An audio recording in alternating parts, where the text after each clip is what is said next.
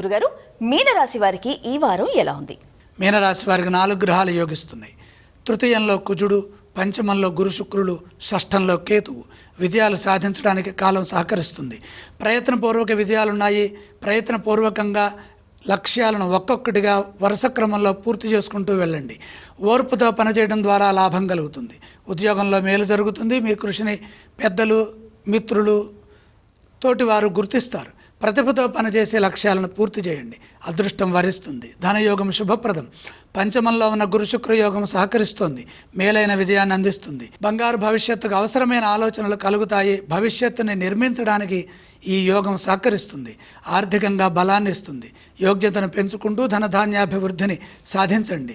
వస్తు వాహన ప్రాప్తి కలుగుతుంది. గృహంలో శుభాలుంటాయి. ఆ దిశగా చేసే ప్రయత్నాలు విజయవంతమవుతాయి.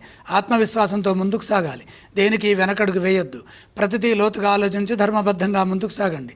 వృత్తిలో, ఉద్యోగంలో, వ్యాపారంలో 1-2 సార్లు ఆలోచించిన నిర్ణయాలు తీసుకుంటూ ముందుకు సాగితే శని సంబంధమైన ఇబ్బందులు పెద్దగా నష్టాన్ని కలిగించవు. కొందరు కావాలని మీకు ఇబ్బంది కలిగించే ప్రయత్నం కూడా చేస్తారు. కనుక శని ధ్యానం చేయడం ఉత్తమం. మీనరాశి వారు ఏ స్తోత్రాలను పఠిస్తే బాగుంటుంది? శని ధ్యానం చేయడం మంచిది.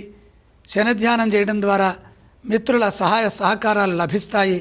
విష్ణు సహస్రనామం చదివితే శుభవార్త ఆనందాన్ని ఇస్తుంది. వారు ఏ ఆలయాలను దర్శిస్తే మంచిది?